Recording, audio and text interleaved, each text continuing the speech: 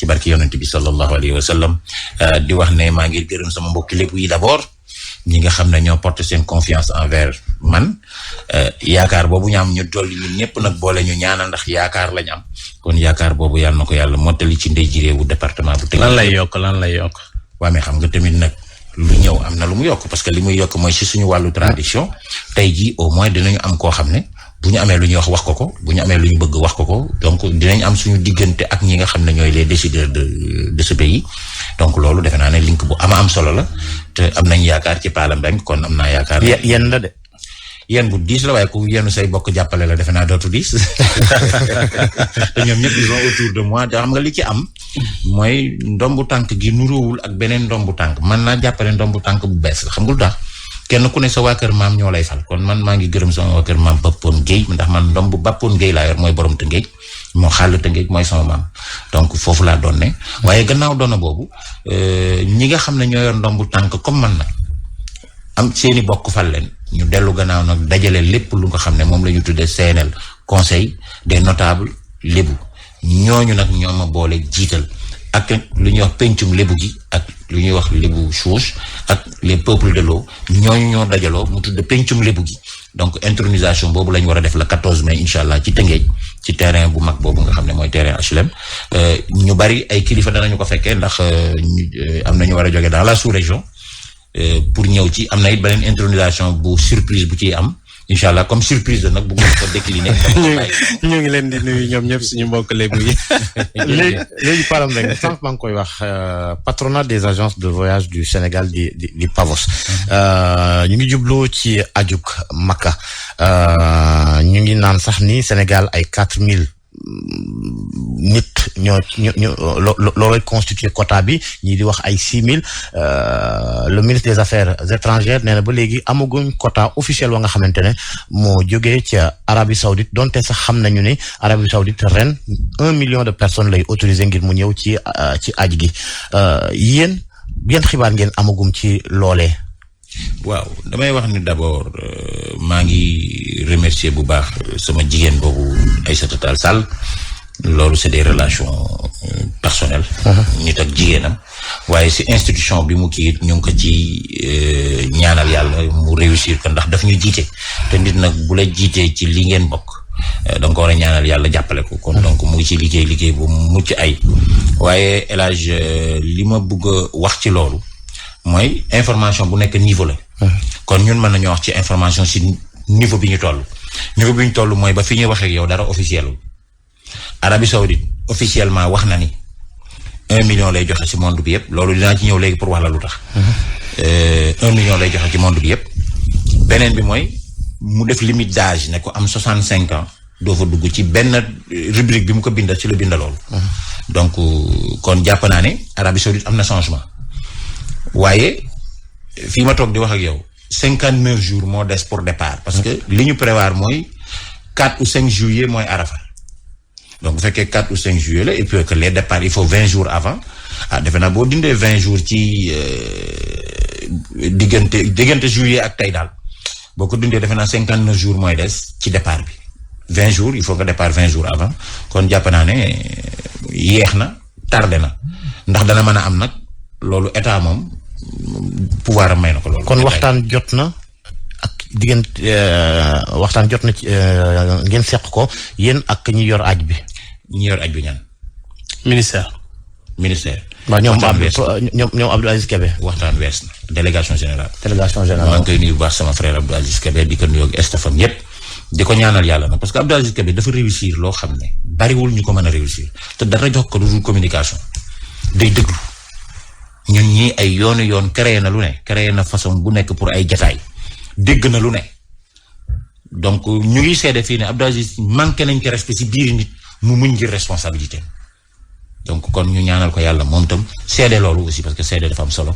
donc ma wax ni c'est trop tard yeex na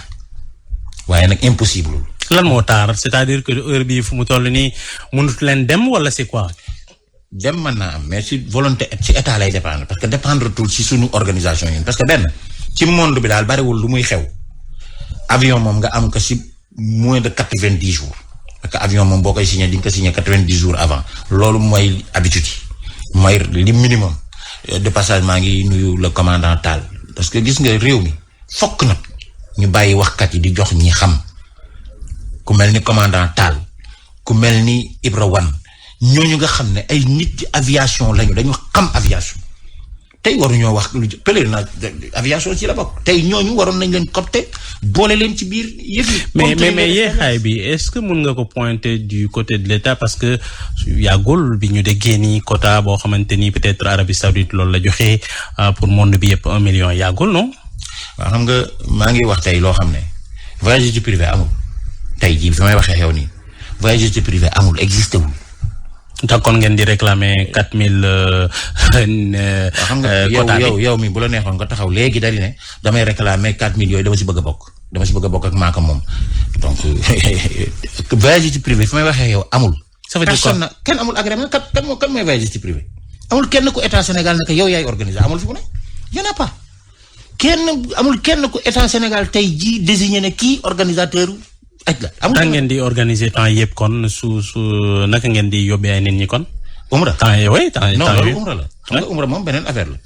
umra mu ngi mel ni nga am sa partenaire bu ne Arabie Saoudite ngeen signé contrat moom moo lay jox visa. loolu bokkul ak délégation générale bokkul ak état loolu. mais da ngeen doon dem sous la bannière de voyage privé. pour ma expliquer li gën a gàtt. état Sénégal moom quota. Arabie Saoudite buy jox quota du ko jox privé. l'état Arabie Saoudite amul reconnaissance envers agence Pala Mbengue li bëgg voyage sequl ak Arabie Saoudite dara état Sénégal laa seqal état Sénégal moo décidé ne si quota bi ñu ko jox daf ma ciy jox loolu décision boobu amagul état Sénégal Arabie Saoudite bi koy joxagu ko kon moom mënul jox Pala Mbengue kon Pala Mbengue nu muy amee fi fan. mais 4000 yooyu ñuy wax bu fekkee noonu la wala boog mën na koo ëpp mën na dem 6000 mën na dem 7000 en tout cas en fonction du million bi nga xamante ne moom la Arabie Saoudite di autorisé pour ñu ñëw ci aju ren gii nii li Sénégal nar am lu leer mooy dana wàññeeku ndax bu fekkee ne million te da ko doon ëpp te réew yi àdduna bëri nañ dana wàññeeku ci Sénégal li Sénégal di am nguur gi dañ ko war a jox wala da ko war a gérer boppam. waaw mais xam nga nguur gi mënoo ko nekk jox ma ndax ba mu lay jox woowoo ko moom moo xooloon ba décidé ne da koy joxe mu jox la kon tey doo toogaat naan nguur gi jox ma de du ma laaj liggéey naa xam nañ ne mën naa ko xam nañ ne am naa ko xam nañ ne mën naa ko def état mooy choisir kan lay jox. oui mais bu mu posé question c'est parce que état bi dafa nekkoon ci benn dynamique ci aju Makka gi retiré wu ci organisation voyage bi. waaw mais dégg nga ci ay fait. état demoon na di wàññi di jox privé yi. ba dese 1000. état demaat na ba jël 2000 di continuer. ministre bi bërki dem nee na état du génn loxoom ci aj te état da doon wax naan dama koy joxe mais état mi doon wax ne damay joxe bu delloo gannaaw ne dama koy jël moo ko moom. mais par la même en même temps on a vu aussi que Georges lu mu doon wax loolu c'est des faits c'est-à-dire que progressivement dañ doon gis état bi wàññi loxoom jox leen progressivement quota bu gën a mag bi loolu on l'a vu. donc munoo ne peut-être volonté politique boobu amu fi. waaw mais moom lay wax ne état dellu na ci gannaaw. ni mu ci delloo gannaaw mooy at yi mujje état dafa jëlaat 500 année ba ci topp mu jëlaat 500 état yor 2000 wàññeeku ci la mu doon joxe. kon kay bu ministre bi ñëwee tey ne état du ci génn loxoom kon. la génne loxoom mooy que day suivre organisation bi. parce qu'il y a une délégation bi fi ne di am un œil sur ce que vous faites. maa ngi lay wax tey lenn état du Sénégal est très conscient actuellement ci déroulement wu processus ak. état xam na li mu ciy def lan la état nag du kuy wax état kuy def la mais jàpp naa ni ñun agence de voyage waxuma voyagiste privé moi je parle au nom des agences de voyage ñun agence de voyage yi ñu ngi waxtaan ak état ñun agence de voyage yi parce que xam nga lu tax état war a wax ak ñun lu tax état di wax ak ñun nous sommes les créateurs d'emploi du ñu ay saisonnières du ñu ñoo xam ne bu aj jotee ñu ñëw liggéey aj dem ñun dañuy yore suñu ay agence de voyage yore ay employés di fay ay impôts di fay li ñu war a fay yépp di créer de emploi donc kon état conscient na ci loolu ba tax na état jàpp nañ ne yàgg day liggéey ak agence de voyage yi mais condition yi mu war a liggéey ak agence de voyage yi aussi il faut qu'il y ait des garanties solides parce que Georges tey bu ñu xoolee ne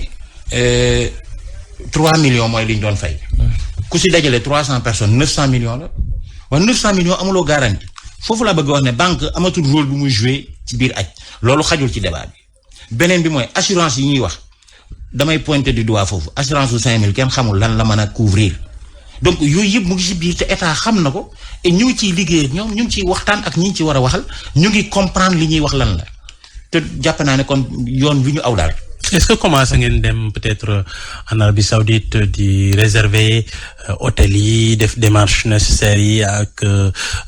avion yi war a yóbbu nit ñi est-ce que commencé ngeen def leen. jaru ko xam nga lu tax jaru ko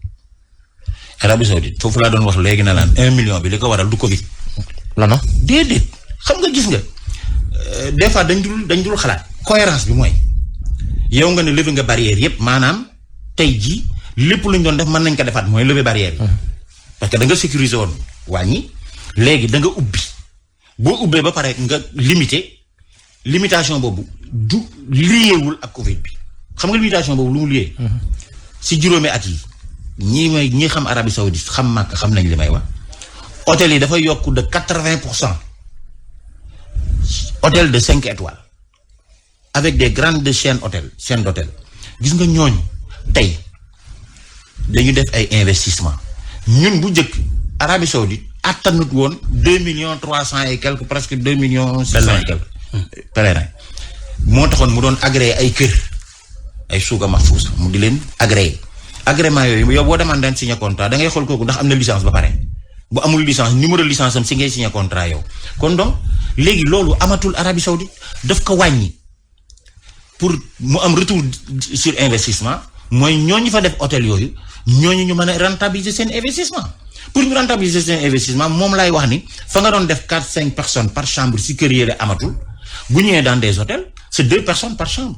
donc là où les gens payaient 3 millions mais forcément tu payes 6 millions. justement loolu laa bëggoon wax sax kon dana am conséquence ci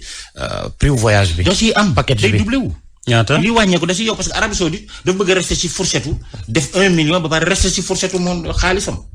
maanaam li mu doon am mu am ko nit ñi wàññeeku parce que nit ñi wàññeeku moo gën ci moom bu nit ñi wàññeeku te def effet ci moom ci xaalis dana gën a neex a organiser dana gën a rafet ci organisation sur le plan sécurité ak plan yépp kon nombre bi wàññeeku te mu rester ci fourchette xaalisam c'est loolu mooy politique bu Arabie Saoudite. donc minimum ñaata lay doon ku bëgg a dem Makka. mais xam nga moom lay wax ne. ren jii ci xayma man waxoon naa. waaw xayma waay minimum 6 millions. man loolu 6 millions. waaw mais lu mu la jaaxale. alors que je me souviens c'était 3 millions. déjà c'était compliqué pour ñenn ñi. waaw mais c'est que aju Makka lan la d'abord. aju Makka mooy nga man ka waxuñu demal ñu may la ko waxul nga yalwaan ko waxuñu nga saraxu ko dañ ne nga man ko. ñeneen ñi dañ koy bëgg dem aussi. man xam nga tamit il faut que tamit foofu mu leer. aju Makka lu ko tax a jóg te foofu laay wax ni aju Makka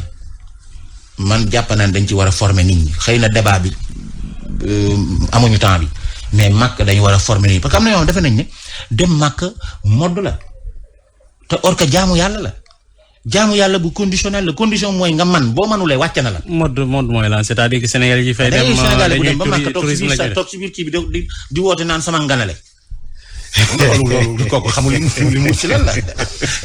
da ngay dégg ko toog si néeg bi naakaan sama nganale kii ren nag bu mu ko fàtte. 2 ans. aji amul. en tout cas ni mu doon amee. est-ce que ba léegi yéen a ngi ressentir contre-coup yéen agence de voyage yi ni ñu organisé wul aju Makka. waa xam nga agence de voyage ñoom duñu ay saisonnières dañuy liggéey continuellement. li jàpp ñëpp ci àdduna bi. ci ñiy yëngu en tout cas ci aj bokk. waa aj majorité agence de voyage yëpp duñu yëngu ci aju Makka. non mais agent 90% des agences de voyage dañuy yëngu ci aju Makka te gis nga wax naa sànq ne voyagiste privé amatul baax na lii ma la wax voyagiste privé amatul te dootu am xam nga lan mooy am état dina jël responsabilité am benn bi Arabie Saoudite réglé na ko xam nga fan la Arabie Saoudite réglé na ko am 65 ans doo dem Makka 90% yi organisé ak yëpp ëppal nañ 90% ëppal nañ 65 ans. on a l'impression que diggante yéen. ak ñi wuyoo voyagiste privé. diggante gi rataxul. non mënul di tax xam nga tax mënul di tax. c'est une concurrence déloyale et quand il y a quelqu'un en face de toi une concurrence gi nga man je reste dans ma position et je suis très cohérent. man je suis très cohérent boo seetee li may wax depuis des années man foofu laa taxaw man damay wax en tant que agence de voyage man du ma répondre en tant que voyagiste privé. certes appellation bi loolu la mais moi je suis une structure formelle et donc loolu lay wax ak état man bu ma wax aussi état lay wax du ma wax ak keneen li may wax délégation laa koy waxal ministère laay waxal ak sama yeneen relation ak ñeneen ñi nga xam ne gëm nañ ne ñun ci ñi war a defar loolu la ñu bokk te am nañ nag lépp lu war a tax pour ñu def. ñeneen ñi tamit mën nañu wax la même chose non. waaw non c'est que xam nga ñeneen ñi. voyagistes privés. non xam nga dama la wax léegi ne la boo génnee ñi retraité ñi am plus de 65 ans boo leen génnee ci voyagistes yi lu bari bu fa des. est-ce que ren kon dina am peut-être ñu bëri ñuy dem sur loolu parce que par exemple 65 ans balaa ngay jàll parce que léegi ñu defee ne man dama wax ni man dëgg gi rek laa wax xam nga dëgg gi mooy lan ñi am agrément di organiser aj plus de 70% atteindre nañ 65 ans loolu c'est avéré loolu leer na donc kon du man maa leen exclure Arabie Saoudite moo ne duñ fa dugg loolu di nga dégg nag léegi ñu naan dérogation nangam ak na mais tubaab bi sax yow bi nga liggéey ba retraité tubaab bi dana demal nga noppalu ma di la fay nga dem wutaat beneen métier boobu nan la tudd nga ne da ngay def voyagiste privé état est très conscient ci yooyu yëpp et puis bu ko liggéey xale yi fu ñuy liggéey foog xale yi ñëw liggéey ci agence bu fekkee ni mën nañ liggéey quel est le problème 65 ans du mën nañoo liggéey warul du mën nañ xam nga bu ñuy wax man dëkk aussi xale yi foog ñu am yaakaar xale yooyu foog ñu am emploi bu fekkee ki retraité mooy ñëw jël seen place yàqee xale yooyu kañ. non mais ci beneen anam itam ñoom mën nañoo créer parce que buñ formalisé woo def. dama ne beneen bi mooy. il faut pas am kayit yi mën nañoo jëm seen doole juñ ko defee. amuñu ko lu si bari xam ne am na luñ ci xam débat bi mayoo ko. dama lay wax rek benn anecdote loo xam ne tey très rapidement lu gàtt laa lay wax. li gàtt li ma lay wax mooy man fekke naa loolu lu doy waar laa lay wax nit koo xam ne du gis waaye yàlla la bët yi dafa muuru. du dox tànk yi da békki lay doxe du dégg biñ ne gannaaw suba la arafa ñu indil ma ko wallahi lazim nga ne kii nan la def ba am aptitude loolu dama lay wan rek jikko yi nekk ci biir. jërëjëf Ndeye Diréw. Pala le grand Ndeye Diréw. bokk ci patronat des agences de voyage du Sénégal. jërëjëf Mohamed dama ko jiite ko justement. jërëjëf Mohamed Aliou Mba mi ma àndaloon ci waxtaan wi di ziar soxna Naata Mbaye ak ñamu àndal ca TFM. ñooñu ma nuyu leen ñoom tamit ñooñu sama partenaire lañu. macha allah jërëjëf ñu yendoog jàmm. déglooti leen jàmm la dugg leen ci weeru koor ak xel mu dal grâce ak njëg yu xéwal yu amul fenn ci biir soumari.com. le nouveau Samsung Galaxy A53 128 Go RAM 6 à 250 000 francs. Des téléviseurs Smart 32 pouces à partir de 98 000 francs. Téléviseur 43 pouces à 136 500 francs. Des splits 9000 BTU à 140 000 francs. Réfrigérateur combiné 3 tiroirs à 164 000 francs. Congélateur vertical 6 tiroirs à 186 000 francs. Congélateur 7 tiroirs aluminium à 280 000 francs. Haut-parleur à partir de 28 000 francs ak yeneen ak yeneen. Meubles, smartphones, cosmétiques, bio. te jeexagul de taxi loo jënd am nga la possibilité de recevoir un cadeau. Oui, tout ce que tu achètes, tu as la possibilité de gagner un cadeau. Alors, n'attendez plus. Retrouvez-nous vite sur www.soumari.com wala nga woote ci 33 842 25 05 78 636 56 20 wala nga dem Soumari Bourguiba au 33 824 72 73 wala Soumari Parcelles Rond-Point Casbi au 33 855 55 00 wala bokk Soumari Pikine Rond-Point Dominique au 33 832 18 18 ak Soumari jaay lu yomb saa su ne te wóor.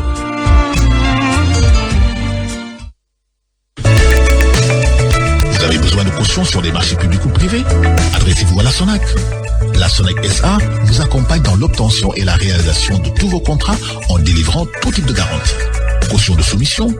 caution d'avance de démarrage, caution de bonne exécution, caution de retenue de garantie, caution définitive, assurance décennale, tout risque chantier et responsabilité civile. Pour plus d'informations, appelez vite au 33 889 82 10 ou rendez-vous sur www.sonac.sn. La SONAC SA, membre du groupe Sonam Assurance, votre partenaire pour toute forme de garantie. Entreprise régie par le code SIMA. Diallo defal ma mburoog fromage ci ni nga ma ko tàmbalee. sama waay am naa li gën a neex moo triangle de l'écran fromage u l'écran bu mujjee génn bàyyeekoo ci meew mu neex. fromage bu bàyyeekoo ci meewu l'écran. neex na lool nooy nepp te kat ñëpp moo koy laaj.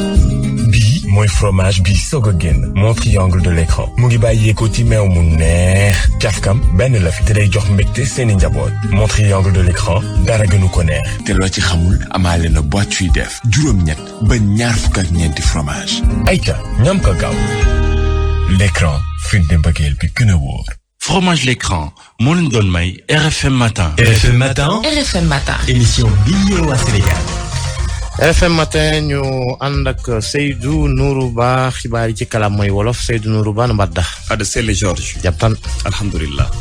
mbokk jàngeen jëf dal leen jàmm bismillah ci xibaar yi gën na ci fas yokk li mu député ci assemblée nationale jëlee ko téeméer ak juróom benn fukk ak juróom yóbbu ko téeméer ak juróom-ñaar fukk ak ñaar ñi nag di ay député tey ci séance plénière lañ ci war a waxtaane ci ajuma ji bu fekk waxtu jotee ñu nag war a waxtaane examen projet de loi buy modifié man di soppi code électoral bi mbiru Sweet Beauté démb nag jàkkaarloo diggante Adji Sarr ak Ndeye Khady Ndiaye tàngoon na lool moom mi nag di patron bu salon de massage foofee nga xam ne fa la fi tàmbalee fukki waxtu ak ñeent ñu leen di déglu ñoom ñaar ñooñee foofee nag ca tribunal bu Ndakaaru ni ki démb bëri woon na lool ñu ànd ak Ousmane Sonko ne woon ca bërëb ya coow ak li waral ñu daal di dàq capitaine Seydina Oumar Touré mi ñu jëloon muy jàngale science juridique ca IAM capitaine Touré nag mi ñu dàqoon ci gendarmerie gannaaw mbir boobe maanaam Adji Sarr Ousmane Sonko ay gendarme nekk ca xët nag di ko taxaw ndax yëf yi la ñu jàpp ne du yoon jaay doole kese la communauté chrétienne di màggal tey vendredi saint di nag bés boo xam ne dafay daal di màggal faatu Yeesu ca croix ba tey nag ay chemin de croix ñu koy amal ci église yi fépp ci Sénégal vendredi saint nag di bésu pëtis ak wetoog seeni borom ñaaral pàcc xibaar tàggat yaram ak Cheikh Tidiane Diagne yéen kaay ak Serigne Saliou Seck ci technique bi Abdou Thiam may sa mbay moo faxe ci digital ba salaamaaleykum.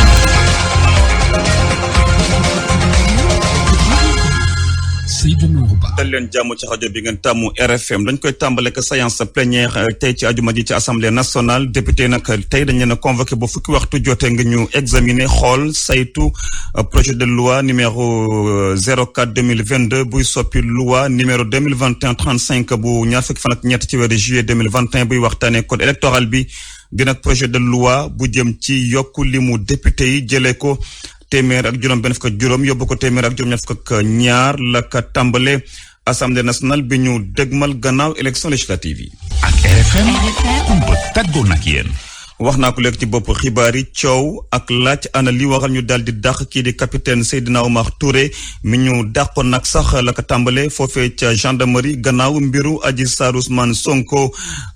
IAM nag jëloon ko mu fay jàngale lépp luy science juridique ay gendarme nag nekk ca retraite taxaw ko bu baax a baax jàpp ne lañ ko dàq foofee ca institut africain de management jaarul ci yoon ndax moom ba léegi ñàkkul ay droit am te ba tey kenn jugé gu ko leeralek Jo Maroon. capitaine Seydina Oumar Touré ñàkkaat liggéeyam gannaaw ñetti fan yoo xam ne waa UAM dañ ko joxoon sens ngir mu jàngale foofu école boobu nga xamante ne ki di député Moustapha Bamba Guirassy moo ko jiite mu tàmbale woo di jàngale li nga xam ne mooy mbirum droit ca UAM liggéey bu bees boobu nag ki di capitaine Touré mu ngi doon xamle ne rek lii da ko doon gënt rek ndax lii la soxla woon gannaaw bu mu nekkee xale waaye gënt boobu moom yàquwaat na waaye ni mbir mi doxee Sankung Fati nekkoon fii colonel bu gendarmerie da ko bett lool ndax xamle na ne benn loi terewu ko mu am beneen liggéey. loi bi lenn rek la mënatul servir ci takk der parce que dañ ko punir ni dafa waroo ak li mu waat bi kaw bi tax mu ñu jël ko comme kilifa ci gendarmerie dafa waroo ak waat boobu force de défense takk der la mënatul liggéey foofu mais feneen buñ ko wóoloo mën na fa liggéey mais am na ñeneen ñoo xam ne ñu ko jiitu yoo xam ni radié na leen mais am nañu beneen liggéey. ñu bari gis nañu ne dàq bi jaarul ci yoon ndax capitaine Touré mën na ba léegi di wéyal liggéeyam mën na sax dem ca fonction publique bu ñu sukkandikoo ci ay xibaar yu wóor bu bàyyi ko ci ay kilifa yu nekkoon ca gendarmerie capitaine Touré donte dañu wàññi gradam daal di ko dax ci gendarmerie règlement de discipline générale bu armée moo jaar foofu waaye du benn code de justice militaire moom moo ko xañ loolu ñu bari gis ne comme loolu amul kon ñàkkul li nga xamante ne mooy ay droit civique militaire ak politique li leer rek mooy capitaine Seydina Oumar Touré sanction administrative ak statutaire la ñu dégg ci kawam ñu waxtaanal ne ay droit am comme ñoo ngi fii kon mën na ba léegi di wéy ci privé bi wala ci public bi ci fukki fan ak benn ci weeru avril bi weesu la tàmbale woon di joxe ay cours waaye mbetteel la am gannaaw bi ko waa direction IAM contacté di ko xamal ne rek dañu am yéene rek ngir jeexal collaboration bi am ak moom donte jéem nañu jokkoo ak kilifa bu IAM waaye mbir mi antowul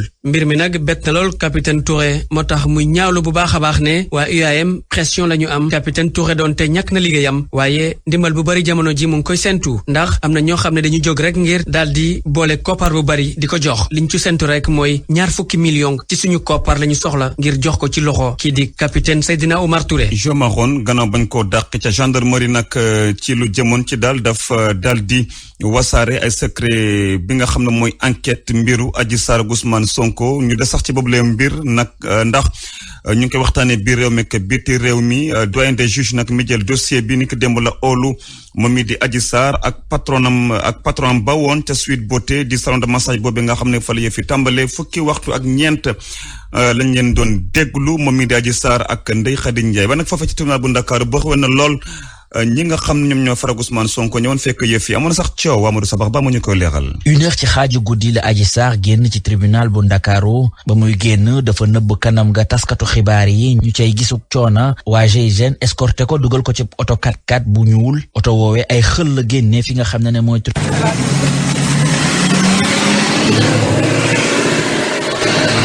kanamu doyen des juges xumboon na lool ci diggante Adji Sarr ak ki nga xam ne moo nekkoon patronam Ndeye Khady Ndiaye coow la bari woon ku nekk di jiiñ sa morom maître Ibrahima Mbengue di kenn ci ñiy layel Ndeye Khady Ndiaye borom salon de massage bi Sweet Beauty di xam ne yooyu la confrontation mënul woon yomb ak dayo bi nga xam ne dossier bi am na ko. audience ba ña fa teewoon premier substitut en fait du procureur de la République de Dakar ma nga fa woon ñun ñuy défendre aussi Khady Ndiaye muy man maître Ibrahima Mbengue maître Ousseynou Gueye ak maître ñoo koy défendre ña nga foon toog maître Khady Sène aussi ma nga foon toog si côté ñiy défendre Adji Sarr maître El Hadj Diouf nga fa woon maître Abdou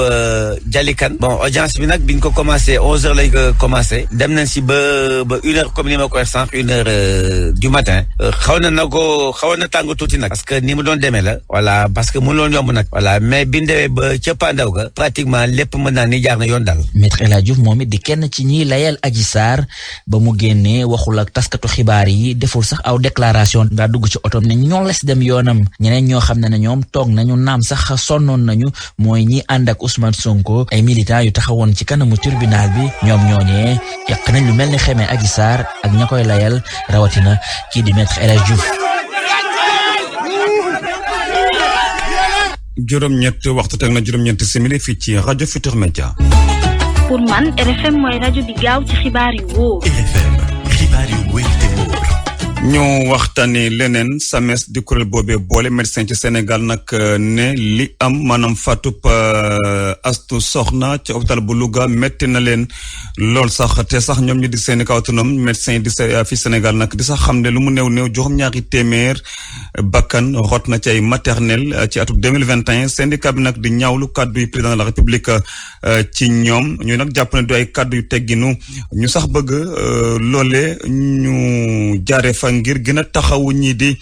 kër docteur yi ñu mën a liggéey ci ay anam yu wóor résumé wala sax leexali seeni communiqué ak Ibrahima Diamé. mbootaay bi ëmb médecin pharmacien chirurgien dentiste bu Sénégal daal dinay nag yëkkati kaddu ci benn bataaxal ginnaaw fàttuk soxna soosule di Astou Sokhna ci hôpital Amadou Sakhir Mbaye bu Louga mbootaay bi nag di ñaawlu bu baax a baax génn ak àdduna ndaw soosule waaye tamit di xamle ne lu mat juróom-ñaari téeméer ak fukk ak juróom-ñaari soxna daal dina ñàkk seen bakkan fii ci Sénégal ci atum 2021 ci anam yi ni mel waa SAMES di xamle ne nag war nañ am taxaw seetlu bu baax a baax jàngat ak professionnalisme bu ànd ak sérénité ci yëf yi ni mel bañ ci rax politique wala populisme daal di nag def njàngat yi ti war yépp ba li ni mel bañ a amati muy hôpital Amadou Sakhir Mbaye bu Louga wala si beneen hôpital bu mu mënti doon ci biir Sénégal waa SAMES di xamle ne ba tey Sénégal am na juróom-ñeenti anesthésiste yu nga xamante ne daal dinañ bàyyeekoo fii ci Sénégal wutali beneen réew ndax condition de travail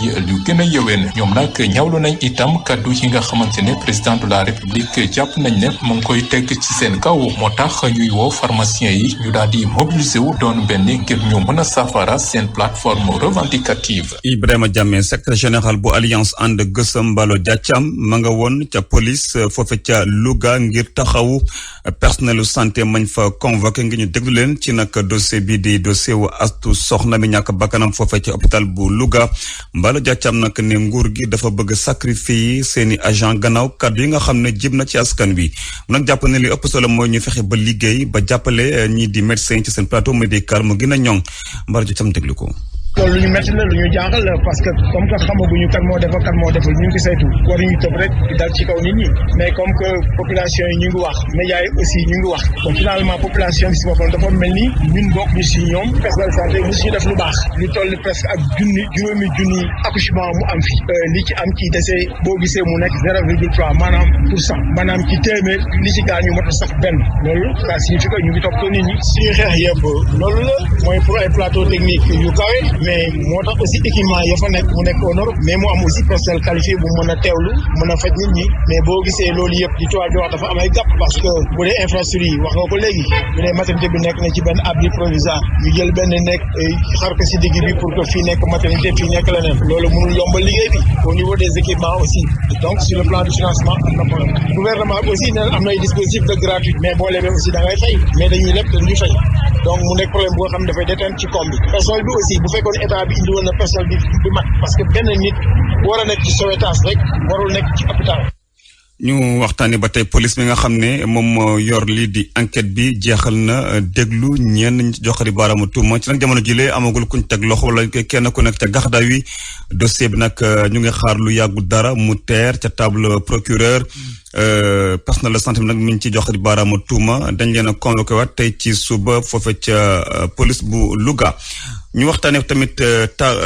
tànki jàmm yi nga xam ne njabooti Cheikh Omar Foutiyou Tall foofe ca Louga ñu ngi ciy dox ngir daal fexe ba tension bi daal di wàcc bu baax a baax foofe ca Louga gannaaw li fa am gannaaw nag waxtaan bi nga xam ne am na diggante intersyndical ak njabooti Cheikh Omar Foutiyou Tall jiite ko Thierno Bachirou Tall foofe ca Louga liggéeykat nag sax ñoo jël dogal dakkal grève bi nga xam ne dañ ko bëggoon a amal foofe ca maternité ba njabooti Cheikh Omar Foutiyou Tall nag foofu ca Louga di ooteb jàmm Abraham Paul Pouy ci leeral. ñu delluwaat ñu liggéeykatu kër docteur yu hôpital Amadou Sakhir Mbaye bu Louga nag ñu bàyyi décision bi nga xam ne jëloon nañ ko banque seeni loxo dootu ñu liggéey ci maternité bi. sëriñ bi nag bi ñu tasee ak moom mu ñu wooloo ñu ñëw ñaan nañu ñu teg loolu ci suuf ndax li muy jur du jàmm tax ñun tamit bëgg déggal kilifa ñu ne nañ ko nangul ko bàyyi nañ dinañ dellu liggéey dinañ dem sol suñu blouse faj. dogal gi nag ñoo ngi ko jël ginnaaw bi nga xam ne daje nañu famille omarienne ci kër xalif général bi Thierno Mouhamadou Bachir Tall te ñu jaarale ko ci doomu xalif bi Thierno Cheikh Omar Bachir Tall moom mi nga xam ne dafa jël bantam ngir ñaw diggante yi Souleymane Loukar moom mooy porte-parole intersyndical bu hôpital bi. promettre nañu wax nañu ne dina wax ak nguur gi jóg ci hôpital bi améliorer condition bi defaraat maternité bi suñu papa wax nañu ne moom dina dox ci loolu ñun yaakaar gi teg nañ ko ci loxoom te am nañ yaqin ne dinañu ko doxal. ci nii nag famille omarienne bi di woote ñëpp ànd ak dal ngir jàmm mën a amaat. te dinañ ko topp incha allah ba mu dem ci kaw lépp lu leen war ci hôpital bi dinañ ci taxaw dinañ ci wax ak autorités yi bañ a xiiroo bañ a ŋaayoo bàyyi marche bi ñu bàyyi lépp justice doxal yoon fitna kenn du ko yëkkati soo ko yëkkatee xamoo fu muy dal yi. ay yeneeni daje sax xalaat nañ ko ngir mën a waxtaanewaat bu baax situation hôpital bi mu nekkoon Abraham Poul Pouy Louga RFM. ak RFM kumpa jeex na. ministre bu emploi ak formation professionnelle nag signé na ni ki démb ab convention wala ay convention ngir am lëkkale digganteem lu mu néew na fanweeri entreprise ak ñett fii ci Sénégal di nag partenariat boo xam ne mu ngi jëm ci programme xëyu ndaw ñi ñu war ci nag amal lu mu néew junni ak ñaar fukk ak ñett liggéey bu ñu war a jox ñi di ndaw ñi waaye tamit dafay doon ay contrat yoo xam ne dañu ko daal di àppal leeral yeeg Dame Diop di ministre boobee ñu dénk ni nu mel ak Abdou Diouf Diagne. seeti entreprise yi nga xam ni ñoo lëkkaloo ak ministère bi ci wàllu xëyu ndaw ñi ci particulièrement ci li ñu tuddee convention nationale état employeur. convention boobu xam ngeen ne président de la république moo ko yóbbu ci 1 milliard yóbbu ko ci 10 milliards ak juróom. loolu nag mu jox ñu ci sas bi mooy ñu war cee wutal 20 junni ndaw liggéey. bi ñu dawalee ba fan yi président de la république wax na ko lu ëpp 10 junni ak 2 junni am nañ liggéey. tey nag ma ne woon au delà ñuy toog ci bureau yi rek di xool li am nañuy dem ci entreprise yooyu seeti xale yi déglu leen mais déglu seen entreprise donc ñu tànnoon ci 3 tey ci Dakar fan yi di ñëw dinañ dem ci yeneen région yi incha allah xooli xale yi xooli entreprise yi ndax convention boobu day permettre xale bi su amee liggéey entreprise bi di fay genn wàllu salaire am état bi di fay genn wàllu salaire am donc loolu moo taxoon tey ñu dem seeti léegi ñu jeexal ci signer ay convention parce que léegi nii signé nañ fanweeri convention ak ñett ci ay entreprise yoo xam ne nii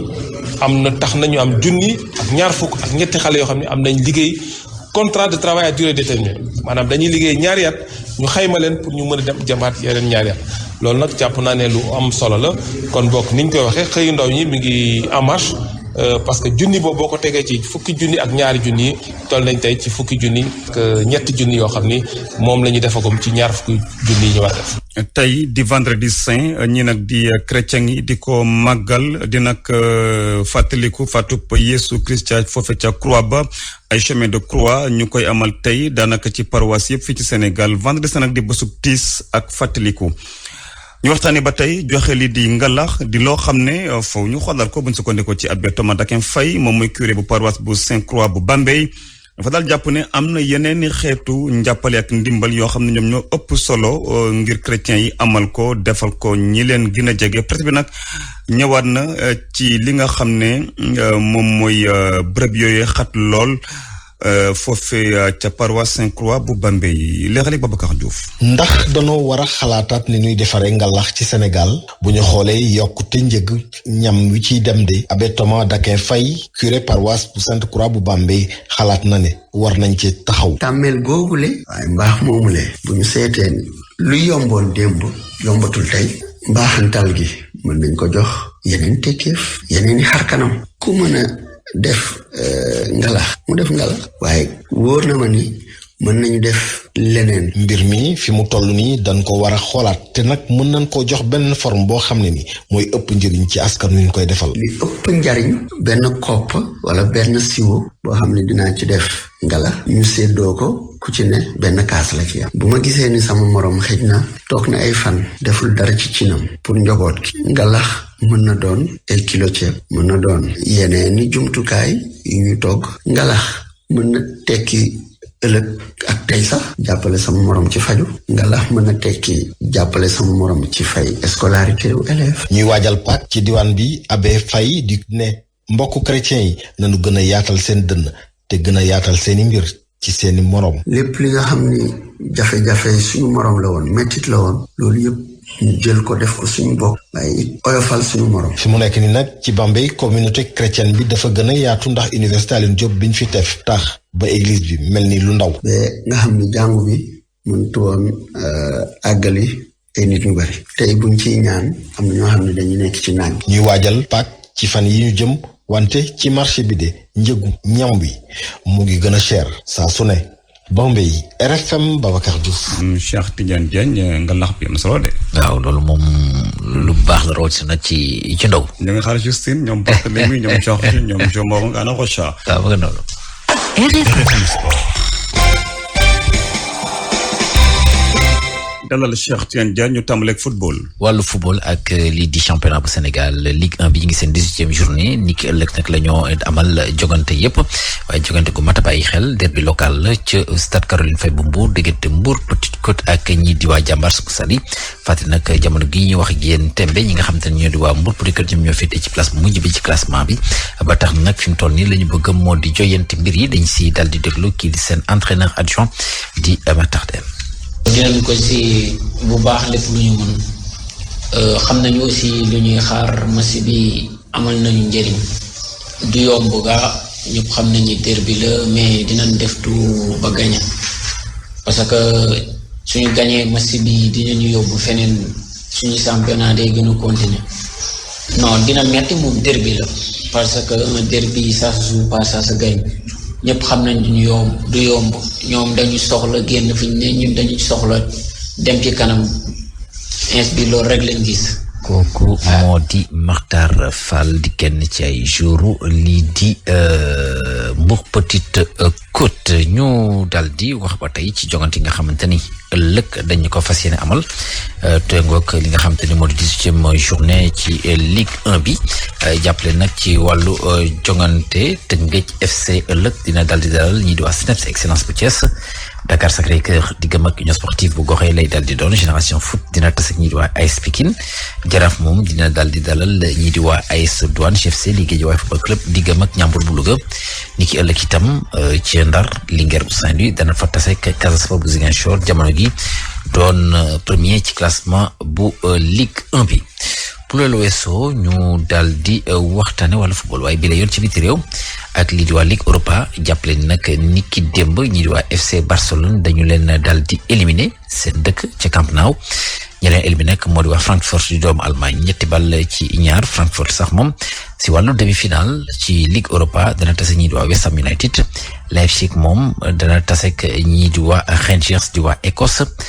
Olympique bu Marseille moom dal dina qualifié ci nga xamante ni moo di Ligue Europa Conférence gannaaw ba mu amee ndam itam moom démb ci déplacement bu noon amal ci Grèce diggam ak PAOK Salonique benn bal ci dara ni ki démb bi tamit Leicester moom fekk na PSV Eindhoven waaye bi la yoon ci biti réew ak lii di waa Ligue Europa jàppale nag ni ki démb ñi di waa FC Barcelone dañu leen dal di éliminer seen dëkk ca Camp Nou ñeneen éliminé ak Prague di équipe République tchèque moom dafa dal di daanu ci diggante ak Feyenoord Rotterdam di équipe Hollande 3-1 jàppale nag ñi nga xam te daal ñoo di waa Marseille ñoom ci wàllu demi-finale ci kooku les compétition danañ daal di tase ak ñi di waa Feyenoord Rotterdam beneen demi-finale bi diggante AS Roma lay dal di doon ak doomu Angleterre yi di waa Leicester. jax ma Cheikh. tak jaajëf Cheikh Tidiane Diagne. RFM rajo askan wi.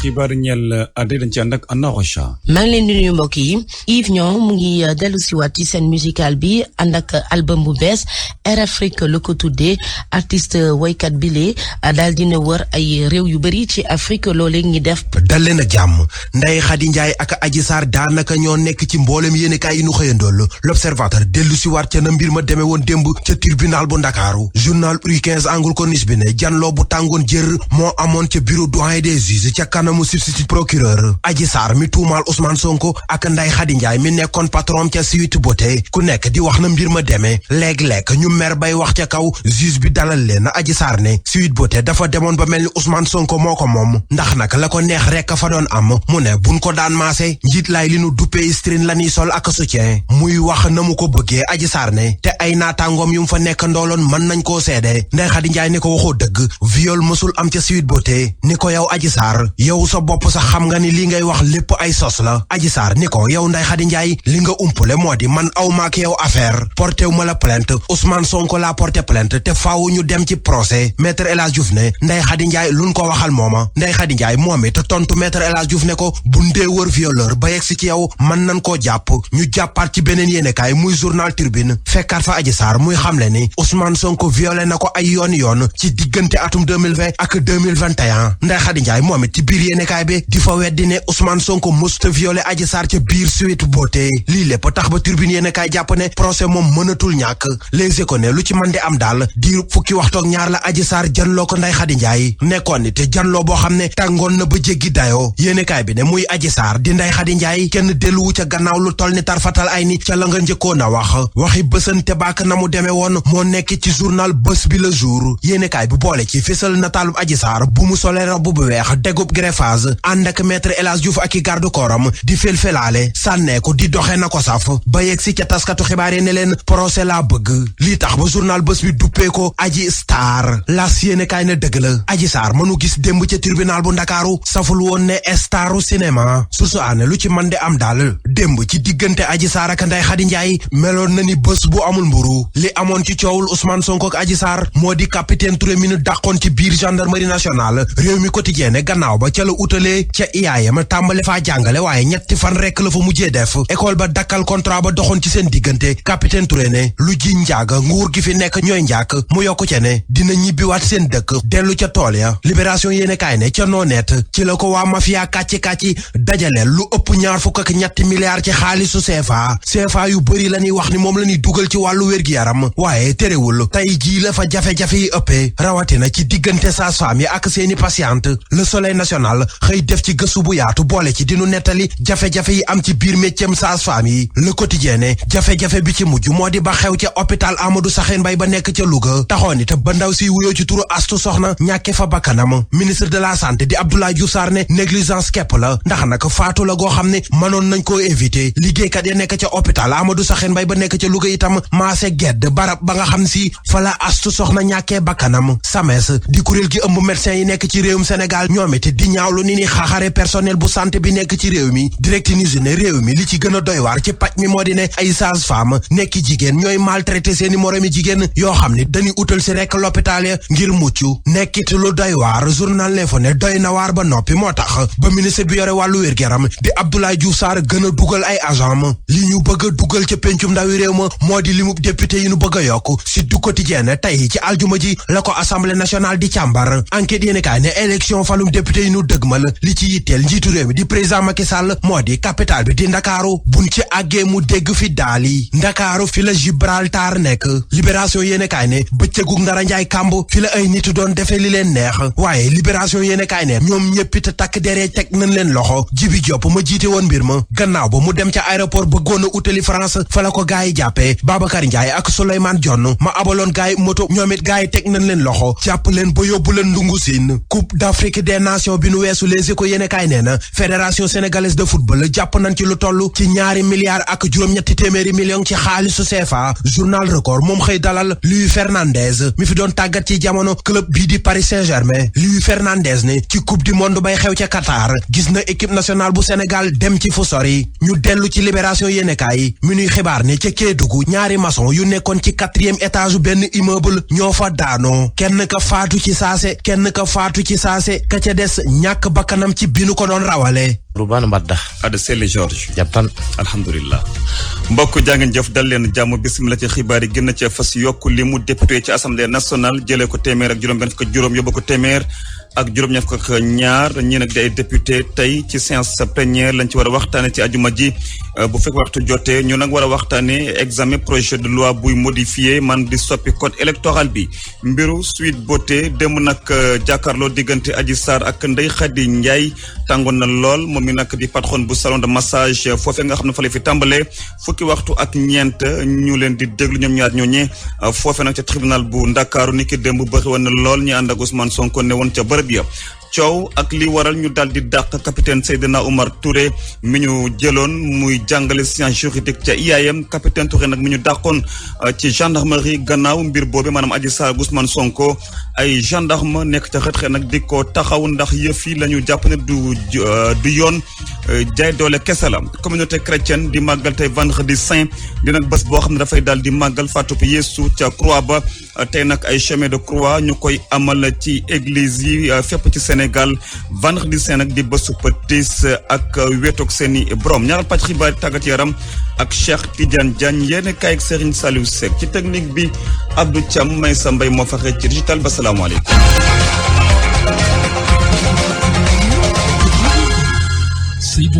dal leen jàmm ci rajo bi ngeen tàmmu RFM dañ koy tàmbale ak séance plénière tey ci ajuma ji ci assemblée nationale député nag tey dañ leen a convoqué ba fukki waxtu jotee nga ñu examiner xool saytu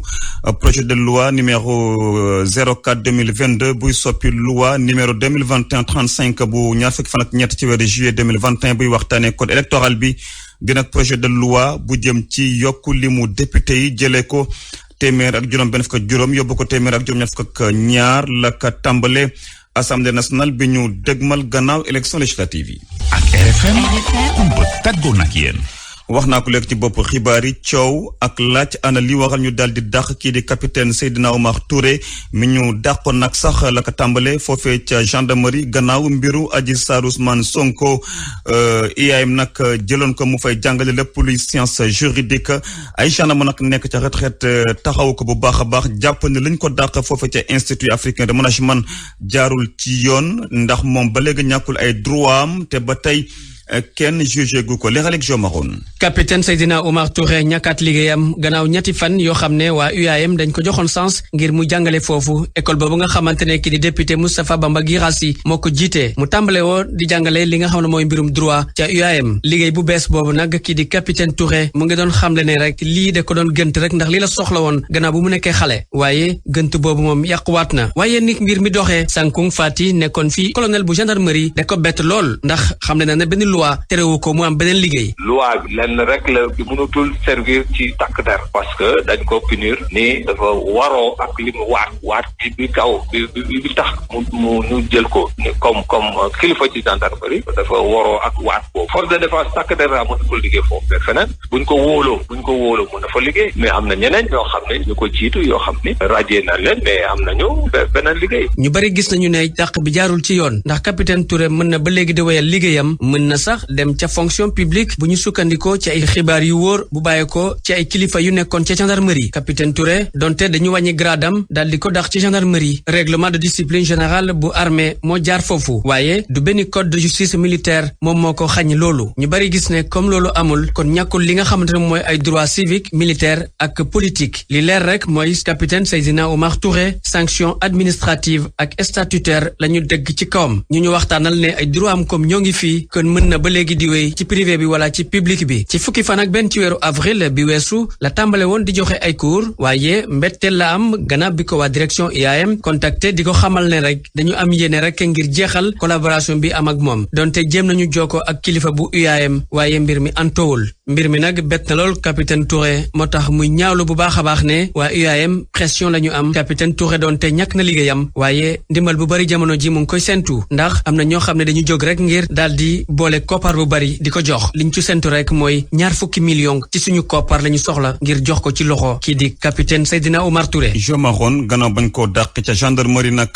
ci lu jëmoon ci daal daal di wasaare ay secret bi nga xam ne mooy enquête mbiru Adji Sarr Ousmane Sonko ñu des sax ci boobu lee mbir nag ndax ñu ngi koy waxtaanee biir réew mi ak biti réew mi doyen des juges nag mi jël dossier bi ni ko démb la oolu moom mi di Adji Sarr ak patronam ba woon ca Sweet Beauté di salon de massage boobu nga xam ne fa la yëf fi tàmbalee fukki waxtu ak ñeent lañ leen doon déglu moom mi di Adji Sarr ak Ndeye Khady Ndiaye ba nag foofa ci tribunal bu Ndakaaru ba xewoon na lool ñi nga xam ne ñoom ñoo farag Ousmane Sonko ñëwoon fekk yëf yi amoon sax coow Amadou Sabax ba mu ñu koy leeral. 1h ci xaaju guddi la Adji Sarr génn ci tribunal bu Ndakaaru ba muy génn dafa nëbb kanam nga taskatu xibaar yi ñu cay gisuk coona waa GIGN escorté ko dugal ko ci oto 4x4 bu ñuul oto woowee ay xël la génnee fi nga xam ne mooy ca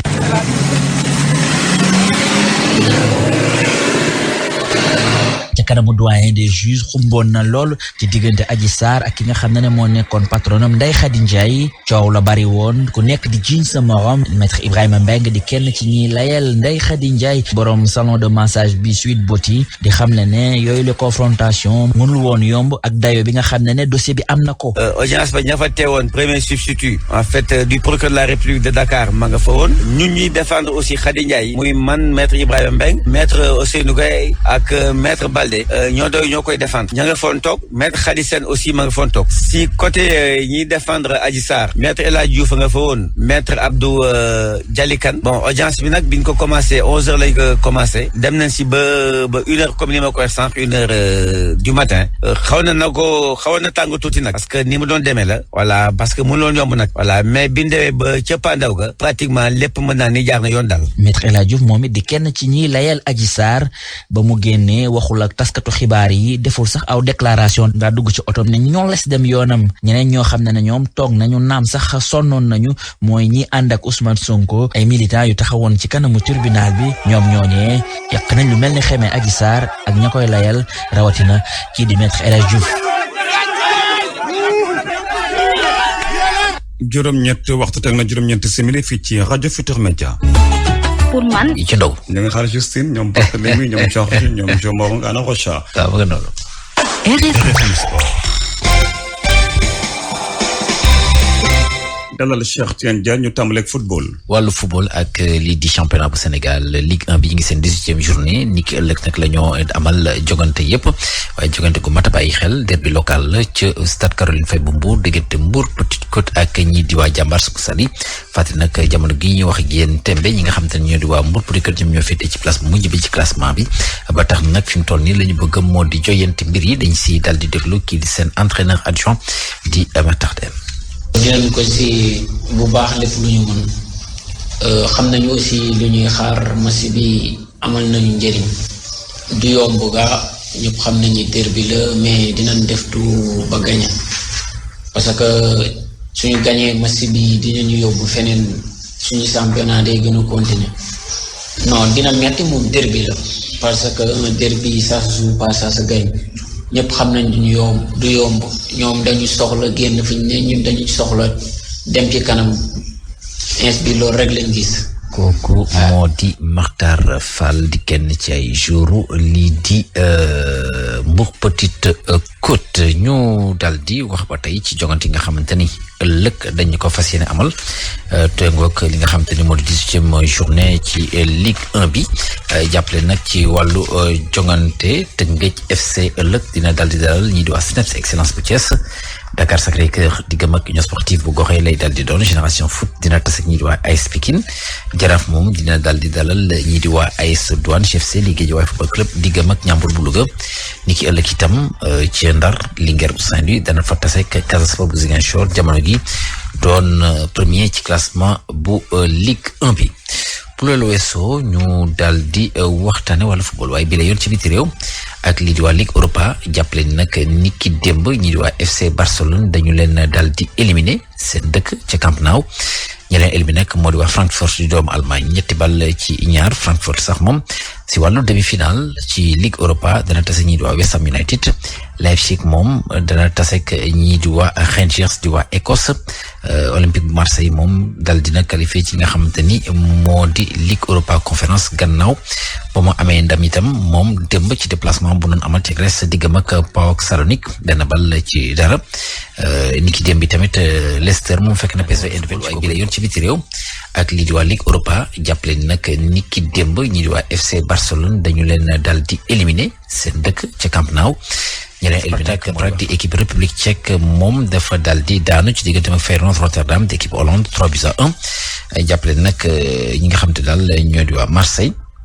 ñoom ci wàllu demi-finale ci googule compétition danañ daal di tase ak ñi di waa Feyenoord Rotterdam